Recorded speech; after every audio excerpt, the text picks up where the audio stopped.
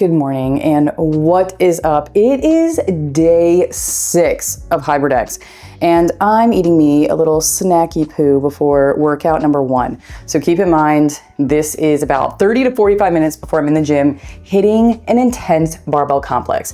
And what I have is a rice cake, half a banana, the other half I'll eat before my sprint with another meal, and then a tiny drizzle of honey. It's like less than a teaspoon. But this is going to help fuel my performance. So that's why we don't rush into like, I'm gonna slam this 15 minutes before the gym. Like, that's not how it works. Give yourself that 30 minutes to really digest, because this is fuel. So bon appetit.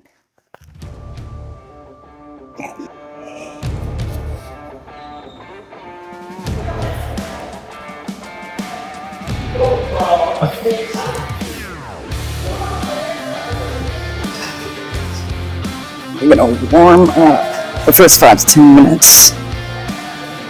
I love these bands.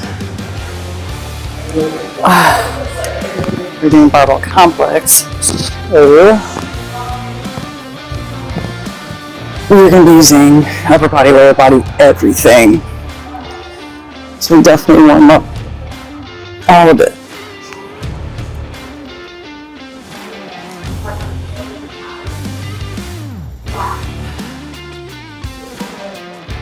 I got bad knees, so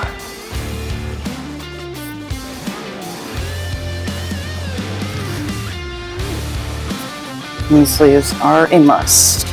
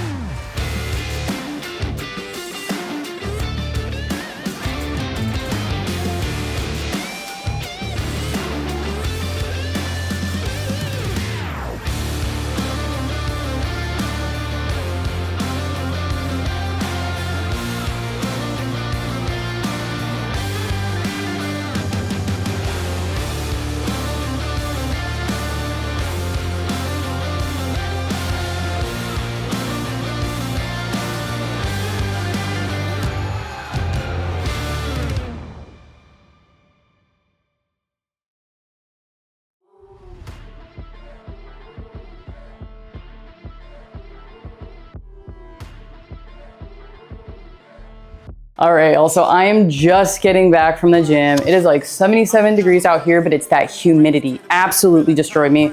I'm going to get onto a meeting, eat some food, and I just wanted to briefly touch base as I'm still disgusting and sweaty to talk about that workout. So the barbell complex is legit. Like, I'm on fire. And this is just a reminder that a 30-minute workout, which was done intentionally because we still have a run later, that is plenty of time to get a solid workout in and to keep building capacity, because that's what we're trying to do with hybrid training, is build capacity. We're doing multiple workouts. So I need to get some fuel into my body. And also keep in mind, if that seems difficult, right? I put 15s on the bar and the hopes are to work up to like 25s on each side and to add exercises to it. So imagine after the push press, I had like a back squat or some push-ups or something like that. So if you're looking for something even more advanced, add those 2 workouts at the end and still do 5 rounds. I completed the 5 rounds in roughly 30 minutes. I didn't time it exactly just because I'm setting up a camera, I'm having to do all that. So if you're trying to make your workout difficult also, just add a camera to it, because filming while doing it and sweating and your hands are all wet and everything is hard, but that's why we're here, right? So you can also scale down the weight or scale down the reps. So if 6 reps is too difficult, scale it down to, like, if you could do everything with 3 reps or 4 reps or 5 reps, start there, but be sure to work up. If you're able to get through the entire set and still have energy to have done more reps, then something needs to change, whether the rep count or the weight. Ideally, we want to keep it at 6 reps, not going over it, but add more weight each time we get better. So I'm gonna go clean up. Great freaking workout. I'm on fire and I'm looking forward to running with you guys later. All right, y'all, we are now on to our sprint workout. I just got to the park. I don't have access to a track that's not private, and the university that's around the corner from me literally doesn't have a track and field team. I'm like, of course you don't. So I have this really long parking lot that I'm gonna map out. Even if it's close to 170, 180, it looks like it might be 200, or I might have to do a full loop to make 200, but I just usually pull up Nike Run and I'll walk it or run it and I'll measure it out that way. So let's get into it.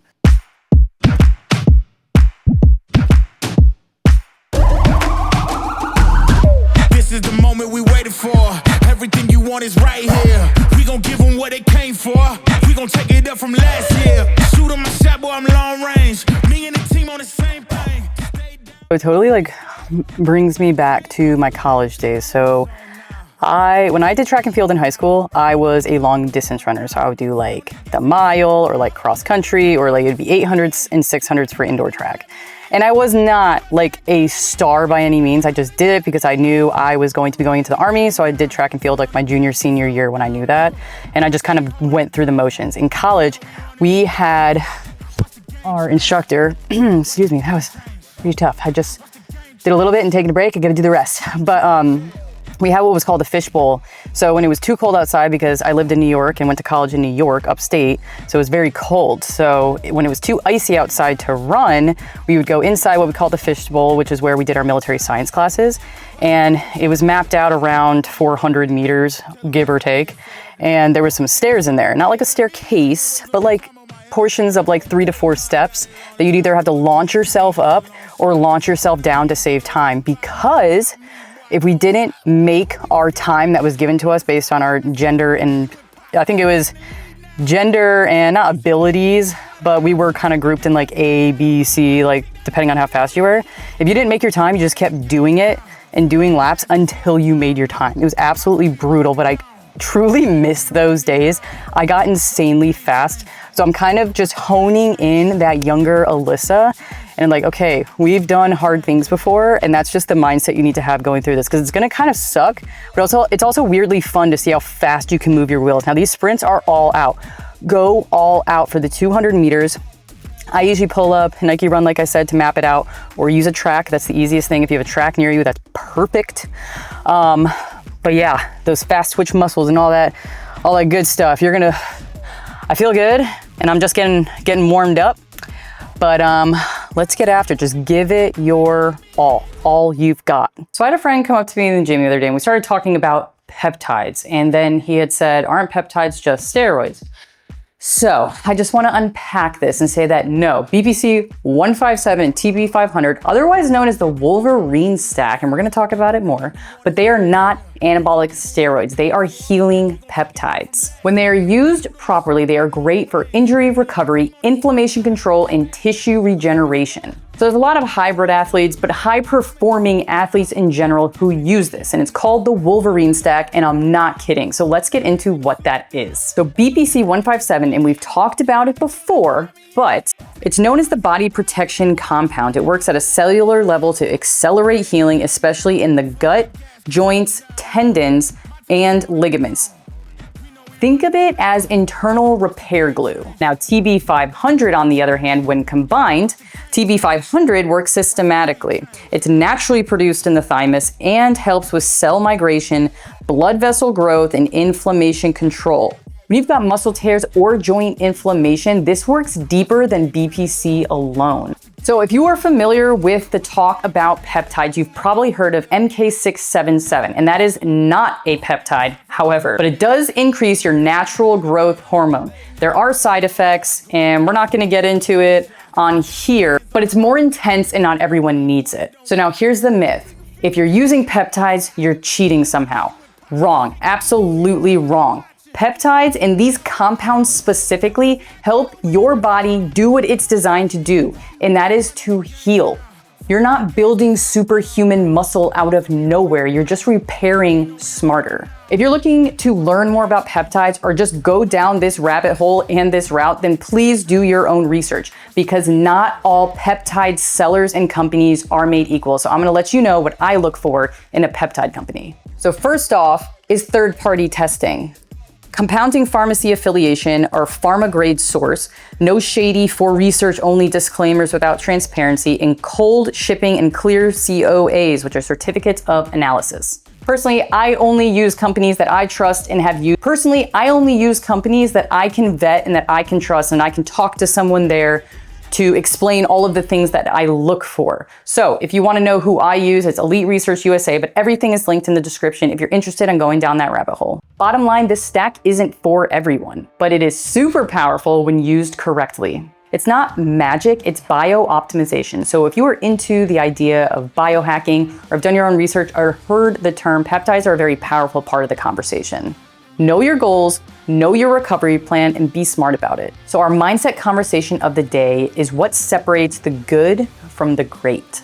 It's not just the workouts and it's not just doing the grind and the hustle culture. It's the people that show up, especially when no one is clapping. Deliberate effort, consistent action, and showing up and believing yourself before the breakthrough. And that last one is super important. A lot of us lack that natural belief in self-love in general to allow ourselves to go on a journey of being well and fit. And this is a very close to my heart conversation because it's something that I physically had to get over, emotionally, spiritually, physically, everything to get to where I'm at now, talking to all of you, hoping that this provides value for you to believe in yourself and trust yourself again. So one of my absolute favorite quotes of all time is from Matthew McConaughey. When someone asks, who is your hero? He said, myself or me 10 years from now. And it gives me chills every time. And I don't know if you can see them, but I kind of have some chills. You probably can't see it. Regardless, that hit so hard when I thought about it. And why not be your own hero? There is such a lack of self-trust and self-love to allow ourselves to go on a journey to be better. A lot of what we truly desire stems for admiration of others, whether it's, we're comparing ourselves or I want to be like that, but I don't have the discipline or I don't have the time, the schedule to this. And trust me, I had to be my own hero at a very young age, 16, like my first heartbreak. And I didn't get the attention I wanted from my family. And I love my family to death. And if they're watching this, this is not, a hit on you. We don't receive a parenting or sibling handbook on how to deal with this stuff, right? So it's not a knock on anyone. But when something hit that hard, and then there was a series of things, we all have some trauma in our life that, we've had to accept and get over, but sometimes they take a little bit longer. And we're not going to sit here and talk about every single little trauma I faced. Some are very, very deeply personal, and all of us have those deeply personal things that really ingrain in us as humans, and we can either grow from it or absolutely let that destroy our lives and dictate how we are and how we look at the world for the rest of our life. This is a very real conversation, by the way. So if it makes you uncomfortable, you can skip past this part, but this is a really big self-reflection piece. And I think a really important conversation to have with yourself, and I'm really happy to guide this. So even we'll use the example of my divorce led straight into single parenting, exiting the military that I wasn't ready to exit yet. I still wanted to do a lot of time. Things happen for a reason too. But then after that, had some financial issues. And then, there was just a lot happening, starting a new corporate job and then moving to somewhere that was way above, the cost of living was so high. There was just so much going on that I had to wrap my head around that I started losing myself in the process. And another fun thing I always like to say is when I got onto stage is because breakups make bodybuilders. It's such a cheesy thing to say, but it was pretty true at the time. I felt so many things were crumbling for me that I saved every dollar I could that, my son was taken care of. I was able to pay for his daycare and whatever else I made from my new job, that I was able to get a coach for the very first time back in 2020. And I was like, I'm gonna get on a stage because I'm with all this craziness happening in the outside world, I'm going to make something of myself. I'm going to put myself in a very difficult position in front of a spotlight, all these people judging me literally, right? Usually we don't want people to judge us. That is exactly what bodybuilding was that judgment of there's judges that judge you, okay? There's lots of judge. But point being, I did something hard. I got up there and I didn't win a single thing my first time. And I was still so proud of myself. My son was in the audience with one of my friends, and I just remember him waving, and he was so proud of me, and it was just such a great experience for me to not only show him that he can do anything he puts his mind to, but it gave me the ability to trust myself. I gave myself permission to do something hard and be great again. And this is a very important and emotionally important conversation that I need to have.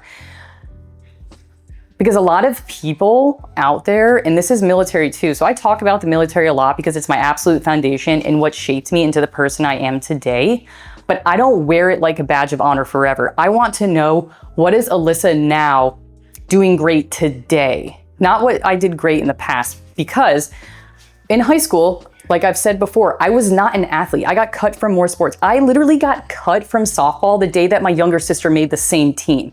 Well, I got cut. So we both went into the office one at a time because of our last names. She's like, I made the team. I go in, did not make the team. Kind of embarrassing, right? Like that was my high school experience. So after that, went to college and I ended up commissioning and #1 in my ROTC class, which absolutely blows people's minds to hear about because I became this athlete, but also I started studying harder, getting better grades, started doing everything I could to be the absolute best. I wanted a scholarship. I wanted all these things. And I just started working towards it. My very first time actually making goals for myself was when I was 18 or 19, my freshman year of college. I put a little piece of paper on the wall at my dorm room and I listed off my goals. And most of them were towards the Army. Like I wanted to go to airborne school that summer. I wanted to get my first perfect score on a PT test. I wanted to get a 3.8 that semester, right? Like, because it was pretty low because, college, have some fun, you forget they got to go to class and study. So whatever. I ended up knocking all of those off. And that was the first time I physically saw the power and the value of having real goals in front of you to check off.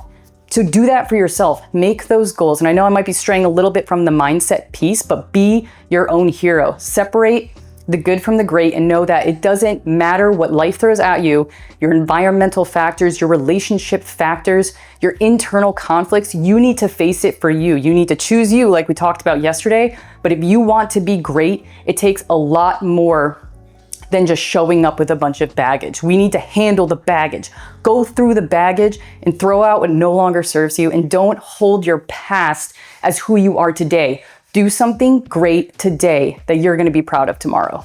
So that was a super heavy end to our day 6, but it was an epic workout. I love the barbell complex. I love the sprinting because it sucks. They both absolutely suck, right? But in a good way. Like I feel so amazing after. Like I'm actually excited to get back into sprinting. And I'm going to find a track around here, even if I have to drive to it, because I really miss being able to see the distance. I'm measuring it out and it's possible. So I'm not saying if you don't have this accessible, because that's another thing. Do not have excuses for yourself. Okay, there is always a way to do everything and find a workaround. Otherwise, you're just looking for an excuse. So if you consistently find yourself not doing the things because you don't have something or whatever, this is already free. So go ahead and do the thing. There's no paywalls at all. Do the thing, stop putting excuses in the way, just get it done. Otherwise, you're just an excuse person and you're good and everyone else is great. And that might be kind of tough love, but what do you want to be? Choose your heart, right?